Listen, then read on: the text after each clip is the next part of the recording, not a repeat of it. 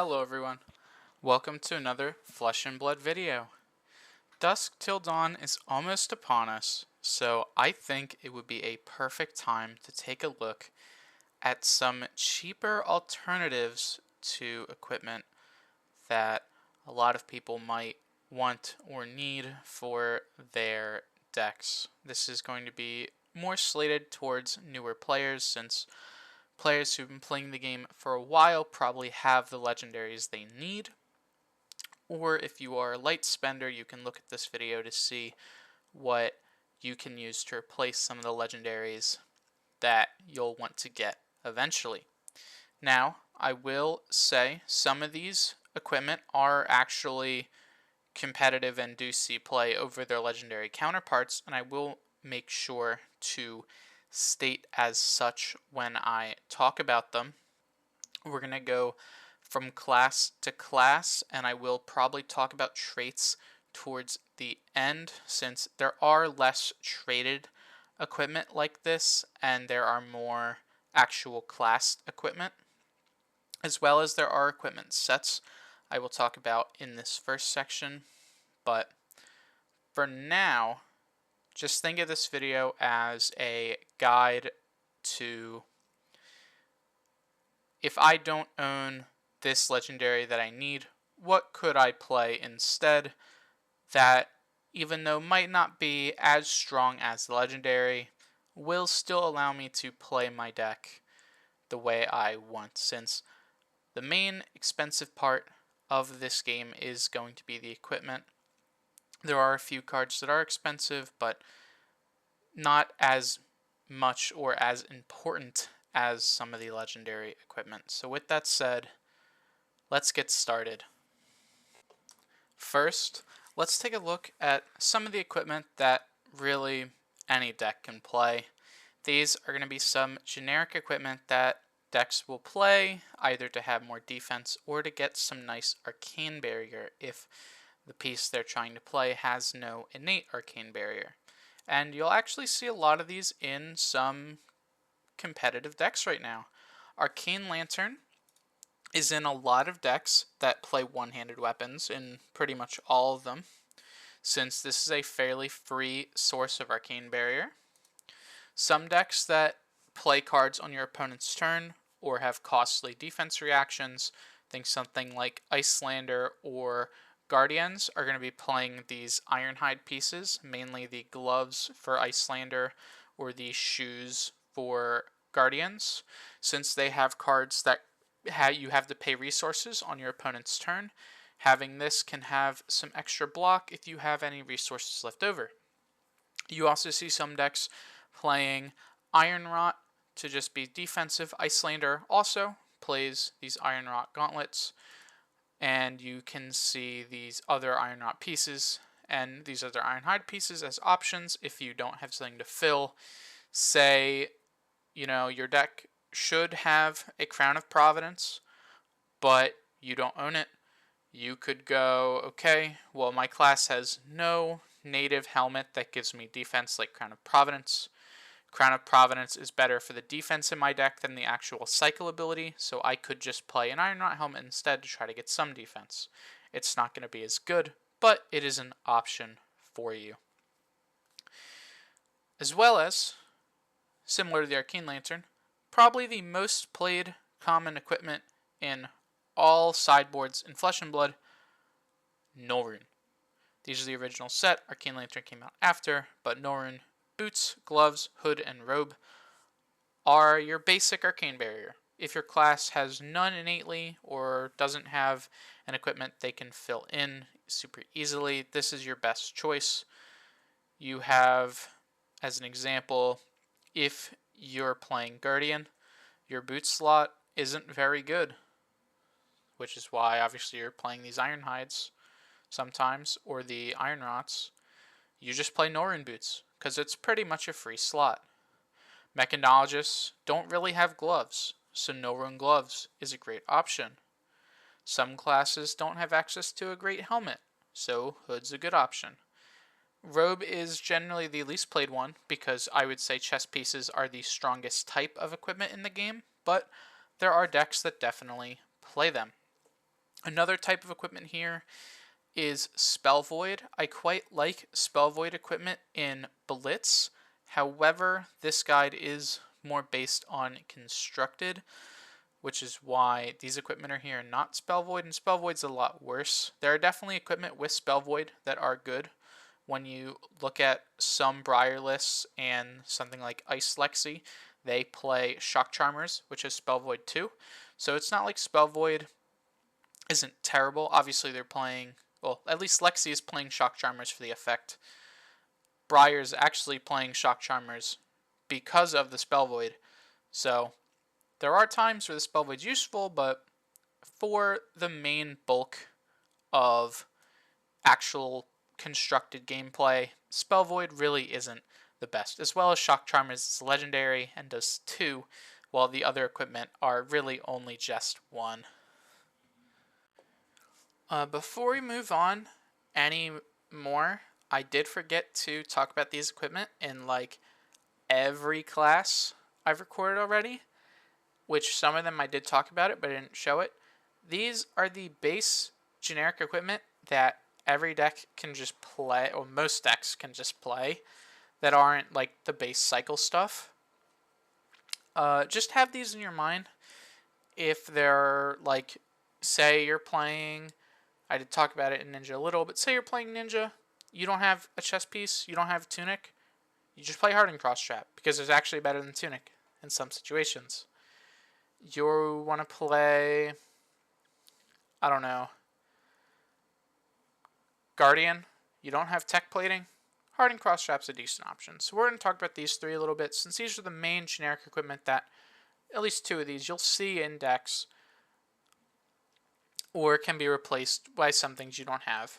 Starting with Blossom of Springs, this one you won't see all the time, because in most situations you just play Tunic, but if you don't have Tunic, this is just a one-time, one resource, and it's good enough for that. It actually makes it pretty good. There are some decks that just need that one resource at one point in the game to do something, and it can get you there. Hardened Cross Trap makes your next attack action cost 2 less. This will see play in Ninja, Brute. You can play it in Guardian or Assassin if you don't have the correct chest piece. So this is a good chest piece. And then also the Snapdragon Scalers gives something go again if it costs 1 or less. This one you'll also see a ton. There are so many aggro decks that want to be playing this. And actually, now that I think about it, there's another card that I forgot. And I already re-recorded this segment because I forgot about the Snapdragon Scalers. If I can spell, I can find it. Goliath Gauntlet is another card I think kind of fits into this, where it's just like a good generic equipment that you can play that I didn't really talk about. This gives your next attack action with cost 2 or greater plus 2. So it can just be here to get in for a bit of extra damage in like the Brute deck or the Guardian deck. So like these 4, and I'm sure there's more, and I'm not going to re-record this segment again because I've re-recorded this like 3 or 4 times, but just know, have these in your mind for if my class doesn't have something to fill, like Guardian, if you don't have the thing to actually play, you could just go defensive, something like that, with something like the Iron Rot or Ironhide, or you could play a bit more offensive with like Goliath Gauntlet. So I just want to put this here before I forget on all the other classes, which these aren't classed or traded, so it didn't come to my mind to talk about them, but note these. They will see play at some point in one of your decks. Maybe not like Blossom of Springs, but like these 3 will definitely see play at some point in one of your decks. So do keep that in mind. Now we'll start taking a look at some of our specific classes. No weapons will be shown because weapons are generally pretty cheap. If your class has a majestic weapon, you can easily swap it in for a common or a rare weapon, as well as something I did forget to mention. All the equipment in this video will be common or rare. There will not be any majestic equipment because majestic equipment can still be on that little bit of pricey side, but I will mention it even though they won't be shown here with the examples.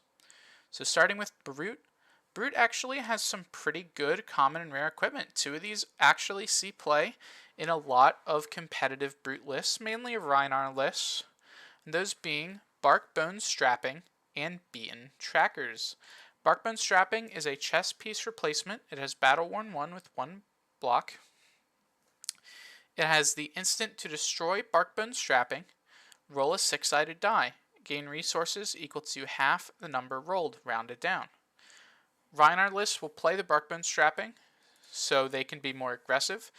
Some lists, or some matchups mainly, doesn't want to wait for their tunic to gain resources, so they'll bring in the Bark Bone Strapping to have that little extra health, as well as having the resource, where in Tunic you have to choose one or the other, which is you get the health later, but sometimes you want to use it early, and you get a lot more resource out of a fast game using the Bark Bone Strapping. Beaten Trackers are a shoe that also sees play in these aggressive variants of Brute. They say Battle Worn with 1 block. When you discard a random card, if it had 6 or more base power, you may destroy the Beaten Trackers. If you do, you get an action point. This is here because the shoes that Brute normally plays, these scabskin leathers, can be pretty inconsistent. So these are a super easy way to guarantee that you get an extra action point on turns where it matters. The glove slot for Brute is usually taken up by one of 2 Majestic equipment, those being Skull Crushers and Gambler's Gloves. Skull Crushers are a 1 block equipment that have an effect that cares about your dice rolls, and Gambler Gloves allow you to re-roll a dice roll, where both are useful. I wouldn't say any are really super required. They are extremely good though, mainly the Gambler's Gloves to roll your Bark Bone Strapping or your Scabskin Leathers, but a good replacement for them could be an Iron Rock Glove or a Norrin Glove if you're in an arcane matchup. The last equipment we're going to take a look at for Brute is going to be the Bone Visor. This is a fairly new equipment coming from the Rhinar versus Dorinthia battle decks. Bone Visor is a 1 block blade break equipment with the effect, when it's destroyed, reveal the top card of your deck. If it has 6 or more power, put it on the top of your deck, otherwise put it on the bottom. This can be a way to just get extra health and make sure that some of your draw and random discard effects can hit a 6 off the top. Rhinar has been getting a lot of those pretty recently, even though I don't think they're as good as some of the other effects. This is a playable helmet that you can play instead of something like a crown, or Rhinar, well, Brute in general, is getting a new legendary helmet in Dusk Till Dawn that does look to be very good. So if your deck wants to be playing that, it could be replaced by Bone Visor. However, even though it's not here, I can grab it real quick. Hope Merchant's Hood is another card that I do really like for Brute. However, it is not a Brute card, which is why I wasn't planning on specifically talking about it, but this could be a way to fix your draws, and I think is a pretty strong replacement for a helmet inside of Brute decks. Next, we'll be talking about Guardian. Guardian only has 2 equipment that aren't the weapons: the Helm of Ison's Peak and the Steel Braid Buckler. The good thing about Guardian, however, is that a lot of their equipment is just easily replaced by some of the equipment we already talked about. Crater Fist can be replaced by Iron Rot or Ironhide. Same thing with the shoes, because that's what they play normally. The only thing that they don't really have a replacement for is the chest piece, which in most situations, for something like Bravo, since Ultim will be Living Legend by the time this video releases, you want to be playing the Tectonic Plate. You can replace that with the Majestic Earth Lore bounty, I believe it's called, but since that is Majestic, I'm not going to be talking about it. You could also replace that with an Iron Rat or an Ironhide pretty easily. But for the 2 Guardian common equipment, that you'll be mainly seeing, the two best of them. Helm of Ison's Peak is a 1-block battle-worn equipment. It has the action to pay 1 resource to destroy it and give your hero +1 intellect this turn. This is good on off turns. It can help you set up 5 or 6 card hands. And it is just 1 block that is very nice. Yes, Guardian is a class that wants to be playing Crown of Providence. You'll see it so much. I'll probably talk about it more in this video. And Crown of Providence is block and card filtration. This is technically block and card filtration, so it's an okay replacement. I don't mind it. Some people don't like it, but I do think Helm of Ice and Peak is pretty good. And then for Guardian players playing Titan's Fist, Steelblade Buckler is a pretty decent replacement for the Rampart of the Ram's Head. Obviously, Bravo will probably be playing a Nothos till the end of time. Decks that want to play Titan's Fist, though, do need a shield. So, Steelblade Buckler is just 2 block with Temper, so it's an extra 3 health. And it's really not a bad choice for anyone wanting to play the one-handed hammer plus a shield. Next, we'll be talking about Warriors. Warrior is also in a spot that only has 2 equipment, but that's mainly because their legendaries actually are at a pretty good spread. They have a shoes that you'll see play sometimes, but you'll mainly see the refraction bolters here. And they have arms that, and even another new set of arms that really are just there for block. So Gallantry Gold could be a pretty good replacement. They do have a helmet, but it isn't good. So again, Crown of Providence class, you could just play any block. Or if you have the Majestic helmet, sure. And their best chess piece is the Courage of Bladehold, which is a Majestic and is probably one of the more expensive Majestic equipment in the game. And they don't really have a common replacement, so you could just sub that out for Blossoma Springs. I think that would be a pretty good one to do. But let's talk about the Warrior equipment here. Gallantry Gold is a Warrior Arms. It has Battle Worn and 1 block, and has action, 1 resource.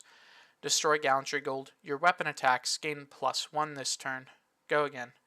You'll normally see Gallantry Gold in Bolton combo decks, but for a 1 turn +1 to 2, maybe 3 attack in total, it's not bad. It's an extra health, and there are turns where having it does buff like your Dawnblade or something over a breakpoint, and it's really not terrible.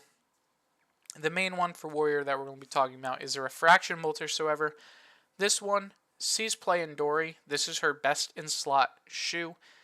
Bolton, you have a legendary, or not really this. I suppose you could actually play this in Bolton. I don't think it would be that bad. And actually, it is better than what you could normally be playing if you don't have Dynamos. So this is a pretty good card in Bolton to just give your sword swing or an axe or a saber go again if you don't already have it. So, but mainly these will be played for Dorinthia. They are 1 block. They are a one-time go again effect, but sometimes your hands don't have any go again. You do need the Refraction Bolters. So this is probably one of the better common equipment in the game because the class that actually plays it all the time. Next up is the last of the original 4 ninja. As I said, Hardened Crosstrap is a good choice for their chess piece since they don't really have one. But we'll be talking about these 4 here. Starting with the 2 that you'll definitely see in like every Katsu deck ever. Starting with Breaking Scales. This is a competitive piece that Katsu decks play at the highest level. This is a 1-block battle-worn equipment with attack reaction, destroy breaking scales. Target attack with combo gains +1. It's always a threat. It's super strong, and every Katsu deck should be playing the breaking scales. Next is a fairly new, but not the newest piece here, Tide Flippers. These are Arcane Barrier 1 shoes that have attack reaction, destroy Tide Flippers. Target attack action card with base power 2 or less gains go again. These can be a sub-in for Snapdragon Scalers that isn't too much of a downgrade since you can actually use them for these effects. And they just kind of do what you need them to. They're AB, they can be go again at some point, but giving Ninja a native Arcane Barrier was really good, and that's why these are here. Next is the newest equipment here, the Mask of Many Faces. Ninja is super important with the helmet. You're either playing the Mask of Momentum or the Mask of the Pouncing Lynx, but sometimes, you don't get it. You just don't have it. So, this common equipment, the Mask of Many Faces, is a very good replacement. Mask of Many Faces allows you to destroy it at instant speed for 1 resource, to name a card, and then the next attack action you play gains that name. Ninja is all about certain named cards. Giving something a name lets you cheat combos, so it's really not terrible. It also has 1 Blade Break if you just want to use it for that little bit of HP. The last equipment here, I really wouldn't play in most situations, but I suppose I really should bring it up since it is a Ninja equipment. That would be Blade Cuff. Blade Cuff is a 1-block Blade Break equipment that lets you play 2 resource at action speed to just give your daggers +1. It's good if you're on Kodachis. If you're playing Fi, you'd have to be Kodachi Fi to use this, in which, if you are Kodachi Fi, I do think it is better than Heatwave, but normally you won't see Kodachi Fi. But I did want to talk about it here since technically it is a good equipment that I think you could play if you really wanted to. Now we'll be talking about some of the classes from the second set Arcane Rising, starting with Runeblade. Runeblade has a chess piece that you will definitely see in a few pretty competitive decks, as well as 2 other equipment that you could see at some point. Aether Ironweave is a battle-worn with 1-block chess piece. It has the action to destroy it, gain 2 resource, activate only if you've played an attack action card and a non-attack action card this turn. Just some easy resource generation that a lot of the more aggressive Runeblade decks do play. Something you'll see in some of their sideboards is the Crown of Dichotomy. This is just an AB replacement that also has a decently strong effect to put a Runeblade attack and Runeblade non-attack from your discard pile on top of your deck. You'll generally never use this effect, but it is better than Norrune since it does have that effect. And then finally, Sutcliffe's Suede Hides. You can see this as a replacement to Spellbound Creepers in any Runeblade deck that doesn't want to be playing Snapdragon Scalers, which, to be fair, the only one that does is Briar. I would think that Vincent, the brand new Shadow Runeblade, will either be playing the Spellbound Creepers or the Sutcliffe's Suede Hides. So maybe this might see more use inside of Vincent. So do watch out for that one. But you'll probably be playing the Spellbound Creepers, although I suppose for the context of this video, if you don't have Spellbound Creepers, Sutcliffe's Suede Hides are a very good replacement for those legendary boots. Next up, we'll be talking about Ranger. Ranger is a very, very strong class currently, and they have access to some really good common and rare equipment. The main one that you'll see pretty much every ranger play is the Bullseye Bracers. These have a native Arcane Barrier 1 and have the action to destroy them. If you have no cards in your arsenal, you can put an arrow from your hand face up in your arsenal, and if you do, it gains +1. This is real good. Lexi plays this to load an extra arrow a turn. Azalea might play this to not have to use Death Dealer if they know the top card of their deck. This is just the best ranger equipment that you can see out there. Although there is, for some decks, a replacement. Riptide doesn't want this because he can load up his arsenal super easy. Well, he might want this. It depends. He'll play this in his sideboard, but there are another glove that I think is pretty neat. The Hornet's Sting. This is a 1-block blade break equipment. It says, when it defends, you reveal the top card of your deck. If it's an arrow, you do 1 damage to the attacking hero or ally. Otherwise, you put it on the bottom. Sort of similar to a Bone Visor, but can be just an extra point of damage that you can do to your opponent, as well as fixing your draws a little bit for your 3 of a kind. Also, please note that this was recorded prior to the banned and restricted announcement on the 3rd. So, if 3 of a kind is banned, I'm sorry, and I'm not going back and changing the video for that. Just wanted to say that. But it also fixes like your Art of War if you want to play Art of War. So, has uses. The last piece is going to be the Honing Hood. This is an instant to destroy it, to put all cards in your arsenal into your hand, and then put a card from your hand face down into your arsenal. Even though Rangers have 2 really strong legendary headpieces, sort of similar to ninjas, this is a pretty good replacement. It can be a one-time load, and it can help fix your arsenal if you have a pretty bad card in there. So, Honing Hood, a pretty strong replacement for either of the legendary Ranger headpieces. Next up, we have Mechanologist.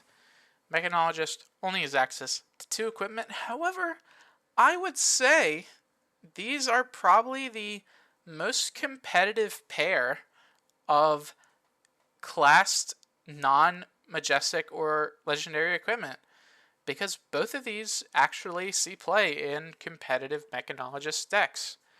The main one that you'll be seeing is the Achilles Accelerator.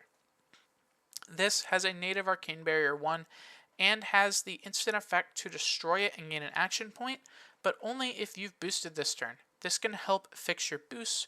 It also lets you shoot an additional time with your pistol in the aggressive decks.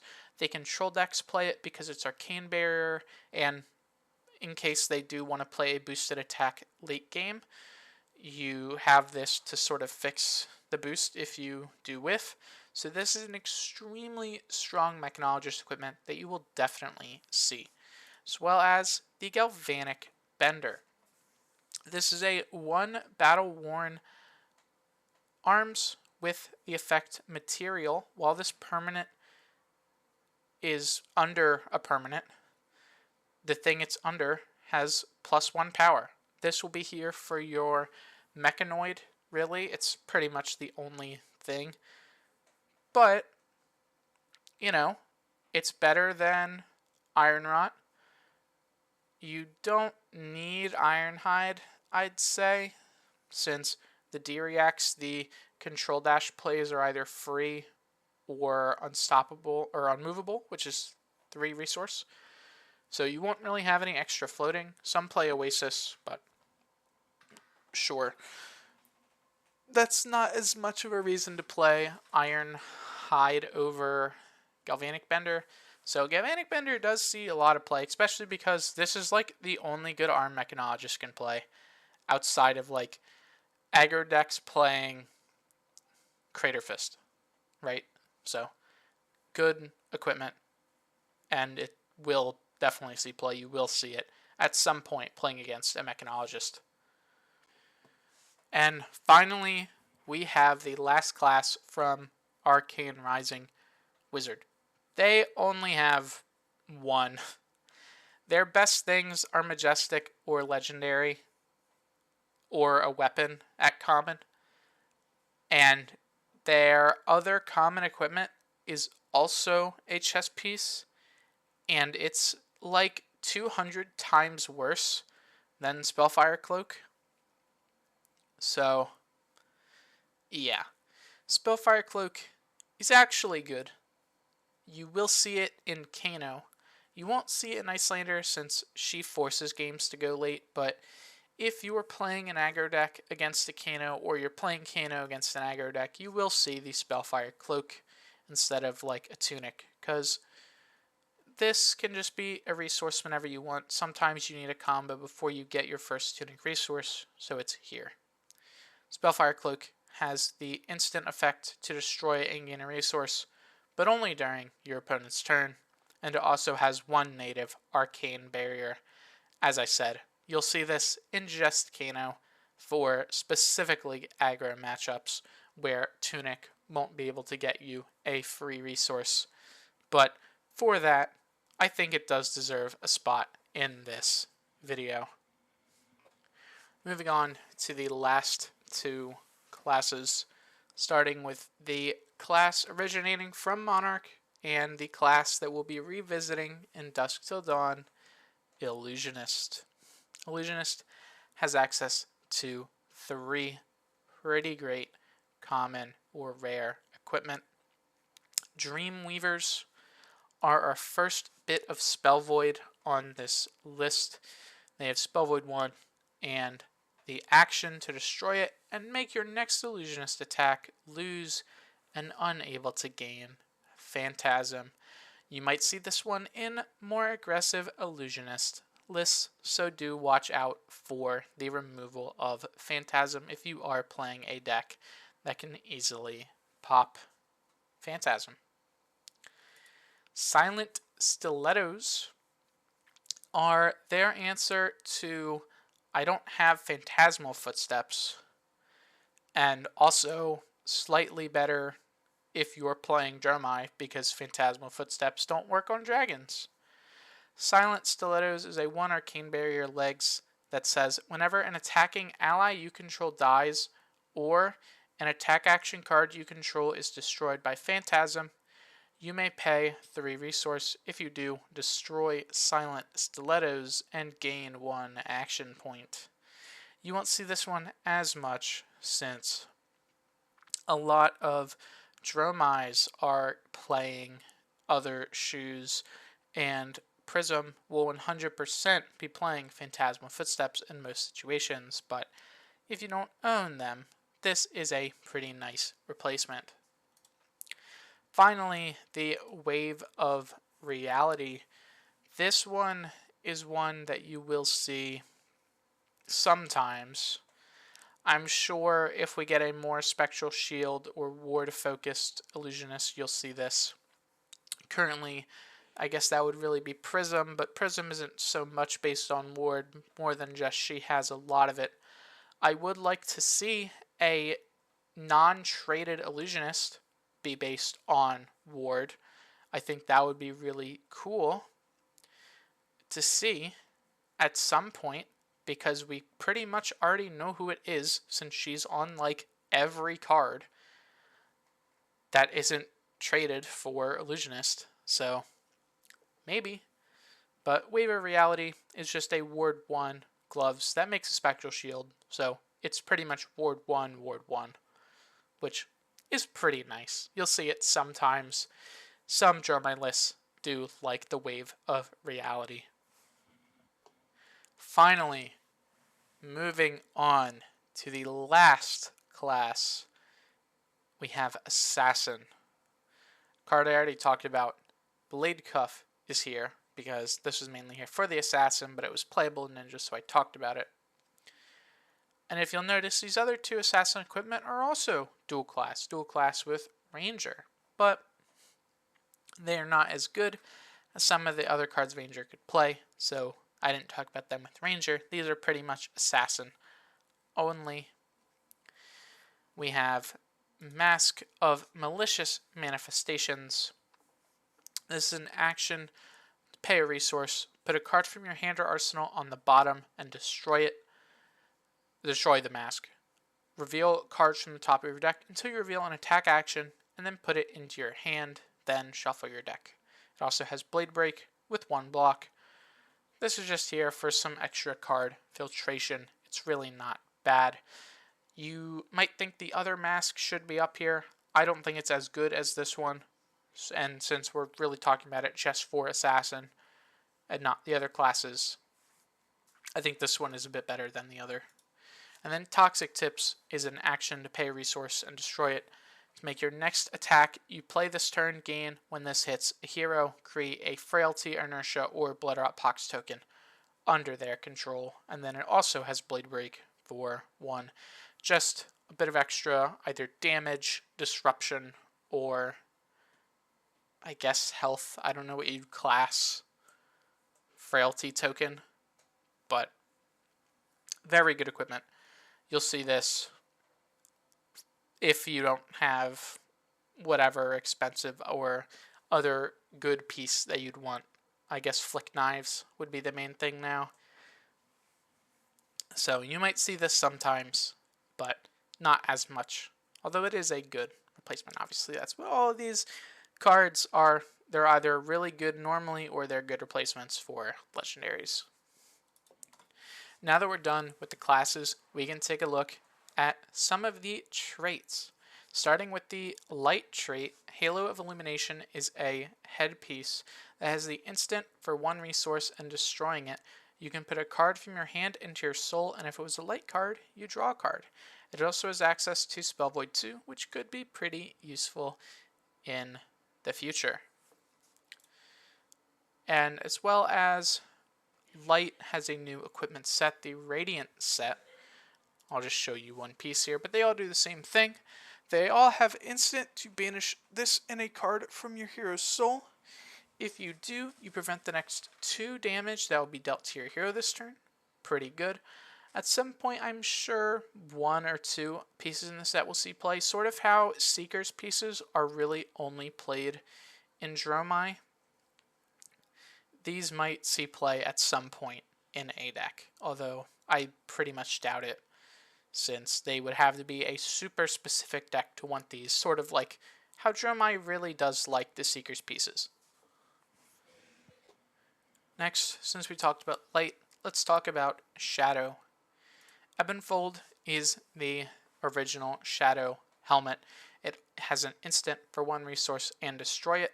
Banish a card from your hand. If it was a Shadow card, draw a card. Also has Spell Void 2. Just the opposite of the Halo.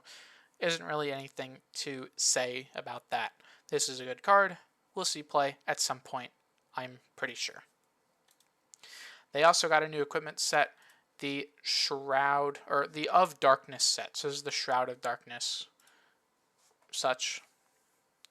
Pretty much, this is sort of like Spell Void, but it's just all damage. And it has Blood Debt. So you'll use it to prevent 2. So let me just actually read it. If your hero would be dealt damage, you may banish this to prevent 2 of that damage. Cool. But you're spending that damage to prevent it early or super late. And now at the end of each of your turns, you'll lose a life because these all have Blood Debt. So you're trading damage prevention for damage later. If these stay in your banish for at least 2 turns, it'll be like it doesn't do anything. Anytime after that, this has done more damage to you than it did prevent. So obviously a trade-off. If you're in a very aggressive deck, I could definitely see the Shrouds. Maybe even in the new Levia, since you want to be at a very specific Blood Debt for the special new, what is it? Is it a demi-hero, I think? Whatever it's classed as. You need Blood Debt cards in your banish. These are some very easy Blood Debt cards to get in your banish. So, honestly, I could see 1 or 2 of these seeing some play. Maybe not helmet because of the new helmet. Maybe the gloves. I think the gloves would probably be the best fit, but obviously we'll have to see of what ends up happening with the new Levia cards. Next up, we have the elemented equipment, which there's no elemental equipment, it's just this ice, lightning, and earth cards. Plume of Evergrowth is your earth one. I just have it here because technically it has a use. You can use it to pick up a Channel Mount Heroic. That's really about it. If you don't have a legendary head, you could play this in your Briarless. Mark of Lightning is a little more impressive. This is a pretty good replacement for the Shock Charmers. Whenever a lightning or elemental attack you control is defended by a card from hand, you can destroy the Mark of Lightning to have the attack do 1 to the defending hero. This is super good for those ice lists that just want the attack to deal damage to get the triggers. Even though it's not going to be as strong as Shock Charmers in those types of lists, it's still a good card, and you can definitely see it in even Briar lists might want to play this if they don't have the gloves they would need. Next is the Glacial Horns. This is a action to destroy it, to choose a hero and freeze up to 1 card in their arsenal and an ally they control. This might be a little better with the new Prism, since the angels are allies, so you could freeze one of the angels. But, you know, there are better heads you could play. This is just a decent option for ice decks. Code of Frost is an ice chess piece. It just destroy it, give your opponent a frostbite. Not terrible. Better chess pieces out there, but it's a good choice. And the only actual classed equipment here, I kind of want to talk about it with this instead of talking about it by itself. Conduit of Frostburn is here for Icelander. It is a Quell 1 glove, which we'll talk about Quell equipment more when we talk about the Draconic stuff. But its main effect is an instant to destroy it and make your next card you play with an effect that does arcane damage gain, when this does arcane damage, destroy a frozen card in their arsenal. Good with something like an Encase. That's about it. I guess you could play it with Glacial Horns. It's really the only card that comes to mind that freezes arsenal. I'm sure there's more, but none really come to my mind right away. This is just a decent card though. Can get rid of an arsenal, and the Quell isn't terrible, although Icelander does play actual common gloves that aren't Metacarpus nodes, which they also play Metacarpus nodes, but you're going to be playing like actual Iron Rot over this. I just wanted to mention it here since there are times where Conduit of Frostburn could be a good pick to bring, even though they're pretty niche. I really don't mind them. And finally, on to the last little bit, Draconic. Starting with the Draconic chess piece, Sash of Sandakai. This is a Draconic chess piece with the instant to destroy it and gain a resource, only if you've played a red card this turn. Draconic is all about reds, so this makes sense. Draconic Ninja has X the Heat Waves that I did mention when I talked about Blade Cuff. This is a Draconic Ninja arms with the instant to destroy it and give your Phoenix Flames +1 this turn. It also has Quell 1, so okay, but you'll mainly be using it for turns where you get 2 or 3 flames out. Just give them bonus damage. And the last Draconic equipment is Silken Form. This is a Draconic Illusionist equipment. It has the instant to transform an Ash you control into an Aether Ashwing and to destroy the Silken Form. It also has Quell, since that was the mechanic introduced in Uprising. As well as, I guess I did mention it before when I talked about the light equipment, so I thought I should talk about them here. Seekers. I didn't talk about Seekers because they're generally just pretty bad, but in Dromai they're actually good. You'll really only see these in Dromai, mainly the shoes or the glove. I'll just show you the gloves here. Seekers, set, they all do the same thing. They're all an instant to pay a resource and destroy them. To prevent the next 1 damage that will be dealt to your hero this turn, and opt 1. This is slightly better than Silken Form, since going second, your opponent will, they might not want to swing into you, so you can't quell something to get Ash. So if your opponent doesn't do any of that, or even if they do, this can just be used to prevent a damage. You can pay a resource, make an Ash, prevent a damage, opt 1 so you fix a little bit. And it's really not terrible, but I would only play these in Dromai, and the legs and the arms are the best ones to play. So that's why they're here. Okay, so that's going to be it for the video. I did forget one, and I knew I'm going to just put it here. Mage Master's Boots is good in Guardian and is good in Dromai for Tome of Fyendal. You won't see this much in Guardian anymore, but you'll see this in Control Dromai. There. That's everything, I hope. This is the second time I'm recording the outro because I forgot Mage Master's Boots this time. Last time. Now I remembered it because it's here. If I forgotten equipment, I'm sorry. If it's actually good or it's terrible and I didn't include it. So, sorry if Raven equipment wasn't here. This is just the good equipment. If I forgot about it, I either don't see it enough or it isn't good, or I don't think of it as a replacement for something. Whatever. I hope this video was helpful. That's the main thing. So, I hope this video was helpful. I probably won't update this every set. Maybe I'll do one once a year when we get a few sets, but I'll talk about the equipment during set reviews and new sets, I guess. But I already talked about the Dusk Till Dawn ones, so I won't talk about them super specific when I review Dusk Till Dawn. Next week will probably be starting the reviews of the whole set of Dusk Till Dawn. So, yay. New set time. I love new set time. But with that said, I hope you guys enjoyed, and I will see you all in the next one. Goodbye.